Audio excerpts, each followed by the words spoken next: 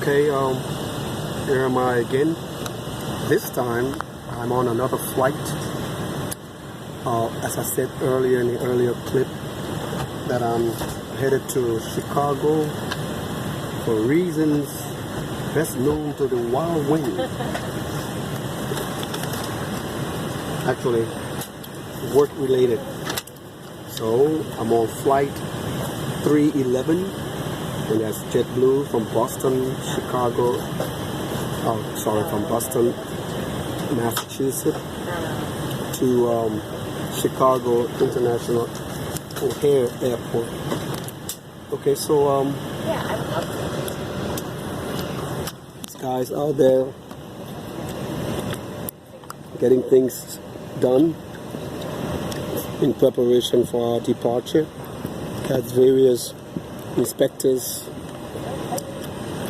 technicians, engineers that are working assiduously to get this aircraft in the air, and that lady over there is the flight attendant. She's making sure that all of the overhead things are shut properly. Today is Janvier, as in French. That's January 30th, 2019. Just starting this year off. Don't even know how far I'm going to go. Most of us believe that we are indestructible, and chaos, catastrophe, mayhem, and tragedy or tragedies are not for us. We are exempted. It can happen to others. We can watch the news about others, but nobody's going to watch our news and come to our funerals or our hospital beds where we have been involved in some tragic situations. No, anything is possible. If you've been thinking that way, you've been thinking wrong. Trust me. You've been thinking real wrong, because none of us are immune, none of us is immune to mayhem, chaos, catastrophes, riots, tragedies, adverse situations, sicknesses, diseases, you just name it. We are not immune. Not immune at all. We are all vulnerable to them. Like on this aircraft. Many started off like this. And some of them video screened as I'm doing right now. Talk, say goodbye to the family and friends. And once they were going to in the next state or county, country, they said, I'll see you in 4 hours, 3 hours, flight time. And they never made it. You know, some are going to conferences and religious stuff, godly stuff, good stuff. And they died in crashes, cars, ships, planes, trains, buses, motorcycles. Some were going to do bad stuff. They also died. So whether you're good or bad, you know, evil is ever present with all of us. Every single one of us is vulnerable to attacks of any kind. I'm saying all this to say that we are not better than those who have lost their lives, and we shouldn't think that we are exempted or indestructible. We just count our blessings and live until our moment presents itself. Yeah. Whether you think positively of yourself, that doesn't make you indestructible or unvulnerable or invulnerable. Positive confessions, negative confessions, no confessions at all.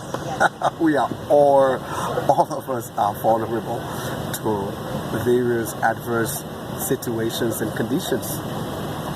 So you got people with these godforsaken methodological superstitious beliefs that if you spoke negatively, then negative stuff happens to you, and if you spoke positively, then positive stuff happens to you. That's a lie. Because you tell me, how many times have you been speaking positively and only negative stuff happens to you? There are those who speak negatively all the time and only positive stuff happens to them. So that's life. Whatever the wind blows, it blows. People just come up with these stupid books to make money out of those who believe them. 10 reasons to succeed, 10 factors for prosperity. Those are all a bunch of lies. Anybody can take a few words and expand on them, give their ideologies about them, and then put them into prints, sell them, people buy them. That doesn't necessarily make it true. Otherwise, everybody will be rich, very rich. So people, most of those scammers, they thrive on the weaknesses and the vulnerability of people's situations, and they write books that will suit those psychological needs, selling false hopes, like these so-called pastors on TV and other places, telling people that they gotta give money to God for God to give them, blessings and health. Bunch of lies. You get sick, go to the hospital, let them do some tests, give you medication, you get well. Nobody gonna lay hands on you and cast out cancers or diabetes or high blood pressure. No, that's what medical science is all about. But you guys believe in all these superstitious stuff, and these men and women on TV make a lot of money out of you all, lying to you, selling false hopes that this God would do this, God would do that. And as I always told people, then if that's the truth, then whoever God is very evil, because you got this St. Jude hospital with little kids, 2 years old, 1 year old, they all dying from cancers, waiting for transplant and stuff like that. So why wouldn't a good God go to St. Jude and kill those kids who are innocent, don't commit any crimes? But he will want to kill you and I, who have committed adultery, lies, fornication, all kind of sins. That some pastor will come and put hands on us and speak some things to us, and we give some tithe and offerings, and then God heals us. That's a lie. I don't believe that. Because if I was God, I would protect the innocents, which are those little kids in St. Jude's. So these are all false hopes. I keep telling people. And because they have sold it to you, you have read it over the years, so you come to believe it. And it's not true. You want to succeed, go to school, get a degree, get a trade, work hard. You will earn money. Don't be sitting there talking about God going to do this and God going to do that. Then that's why most people don't believe in God. Because I thought you're supposed to reward people when they do good. But every time good people die, innocent people die, kind people die early, tragically. Most of them, they just don't experience anything good with all the goodness they do. But you got wicked people, evil people, heartless people, no compassionate people. They're just doing well. Things are working out for them. So what kind of God does that? What kind of God would reward a good person with evil? Take away a man's little daughter going to school. You got some a serial killer who just grabbed that little girl and rip her, kill her, 10 years old. Where was God? Wasn't he looking? Why would he spare that? Why wouldn't he spare that little girl or that little boy? I'm just trying to say that all these things that you guys put yourself into, they are a bunch of lies. Ladies and gentlemen, be on the way shore with the forward closing main cabins are all carry on items, code laptop, computers, and devices, and so much like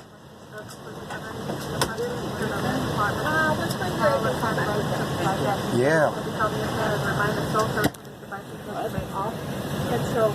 So, if you want to hate me, hate me. Plus we turn off prior to take off. I don't care who hates me, who likes this. Yeah. So, in conclusion, do the best you can. We don't even have a long time, you know? I just like to educate and teach whenever I have the time. Yeah.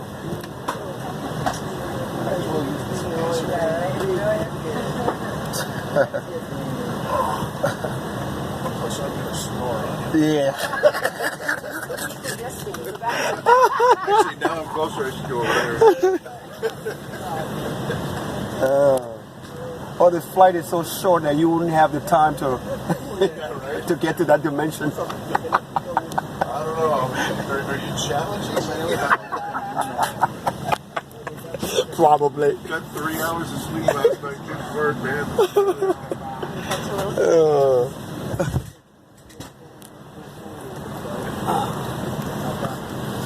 Oh my Lord. Okay.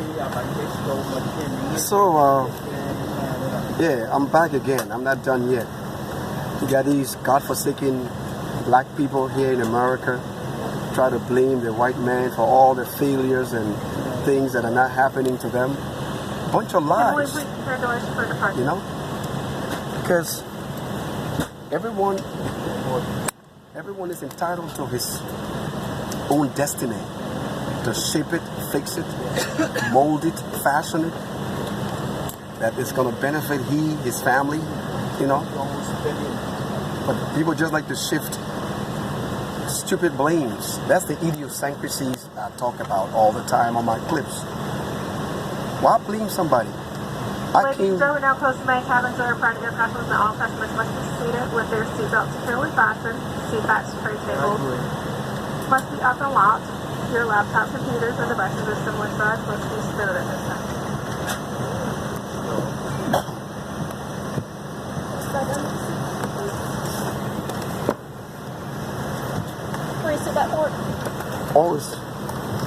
Oh, it looked like it was.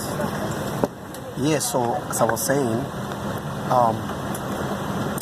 I came to this country 2001 from Africa, from one of the most poorest countries on earth, where all we look for is the next food to eat, and we don't eat it until late in the night. I had nothing. I was 31 years old in 2001 when I got here, my wife and I, and we came here. We only had 20 United States dollars in our pockets, coming to this strange, sophisticated land. But we came with a mindset, a purpose, you know, that we will make the best out of this country. And from 2001 till now, we have excelled in various financial, material dimensions than people. Which one? Oh, sorry. I'm so sorry. No, can it fit there? Yeah, you fit in. Oh, okay. I'm sorry, Chief. Oh, no, you're fine, Yeah. Oh, I thought I put it up there. You see, I'm getting old.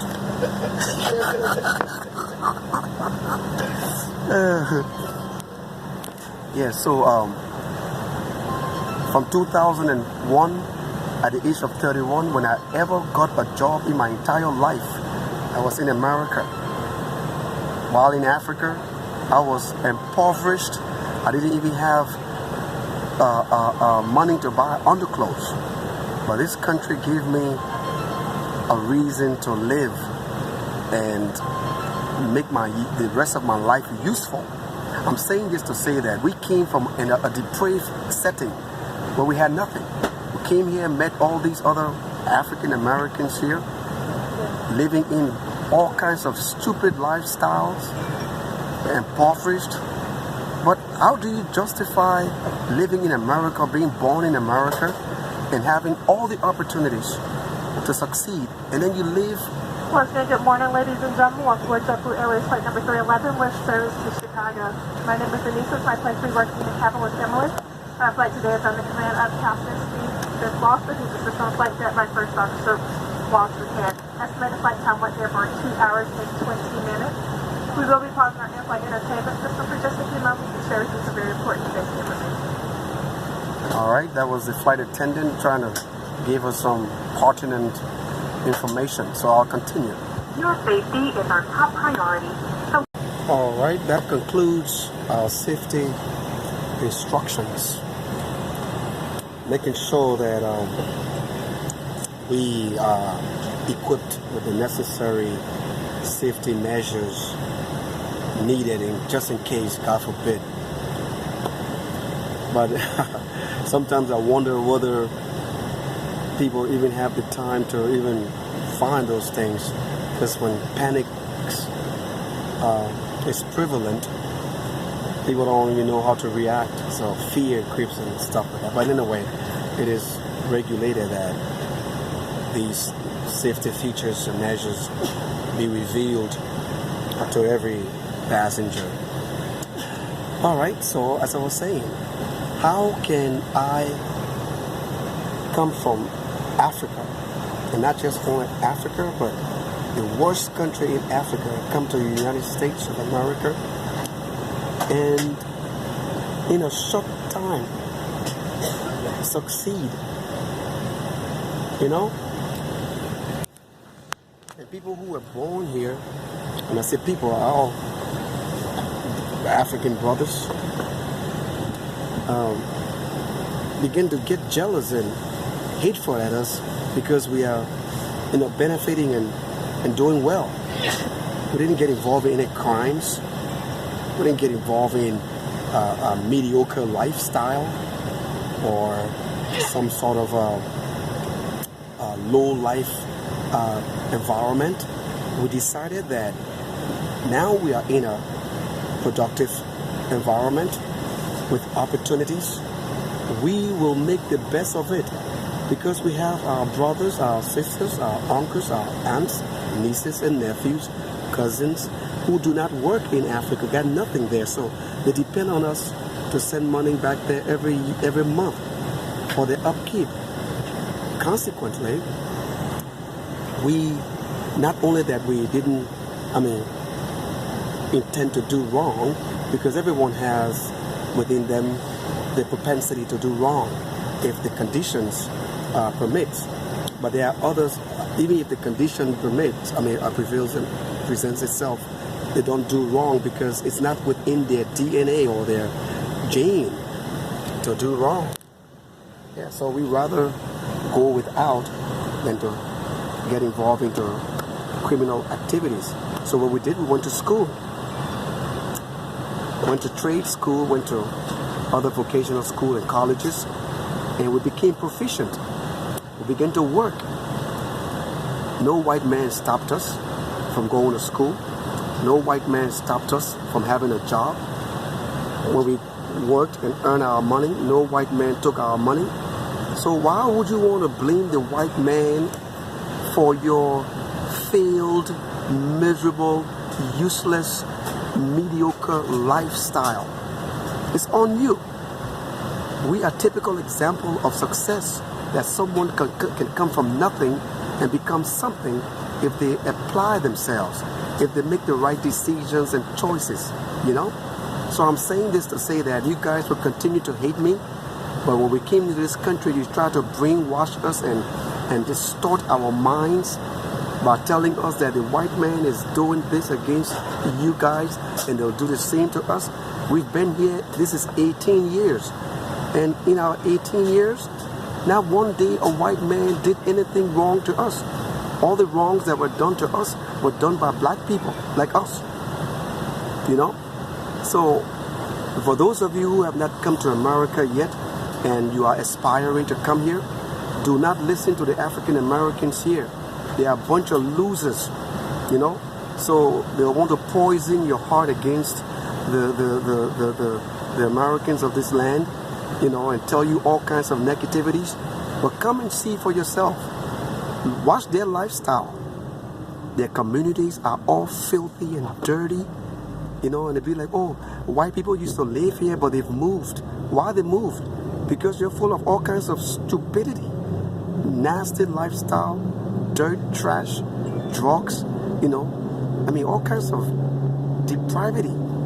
So I won't want to live in a place like that. We've never even lived around them since we've been here. So for those of you that always watch my clips, subscribe and know that there's a bunch of lies going on here. They train the little kids to hate the white man. say all kinds of lies to innocent little children. They have to stop those things, you know.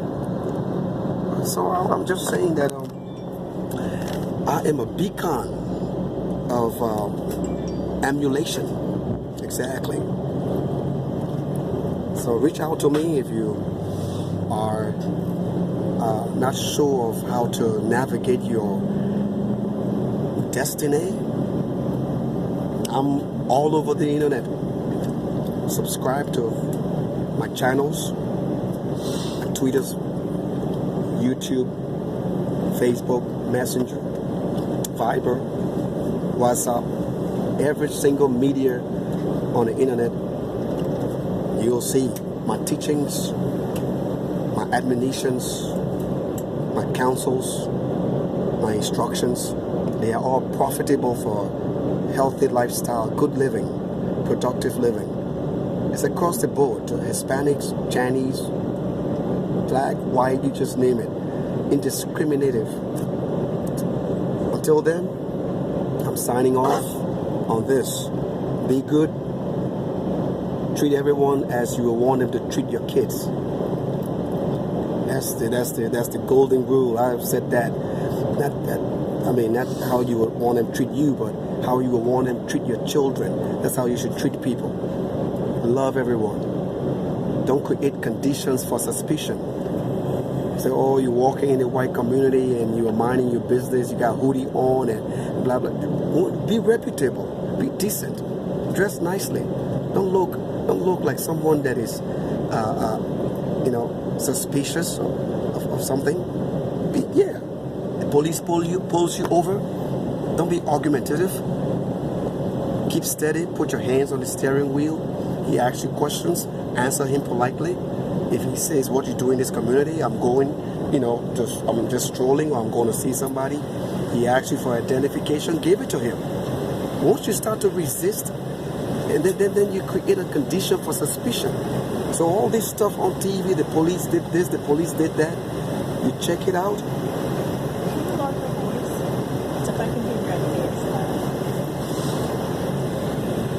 Police did this, police did that. It's all bogus. Behave yourself, and you'll live another day. Ciao. I love you, Daddy. My wife's name is Deborah Walker. That's the only wife I have. That's the only wife I will ever have. And the only thing that's going to destroy that is death, when death takes me away. I've had my share of nonsense and things I could now. Thank God. Thank the Creator. I love you, sweetie. Always. So we're picking up now.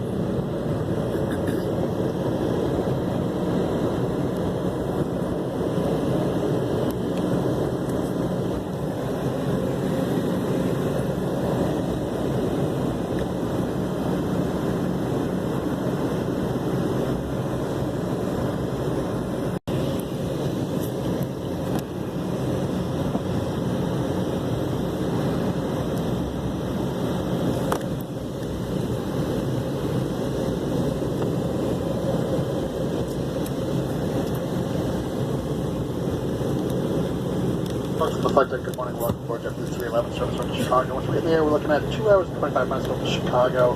Nice weather in Chicago, apart from the extreme cold today and gusty winds. This is point number 5 for takeoff. 100 minutes, please.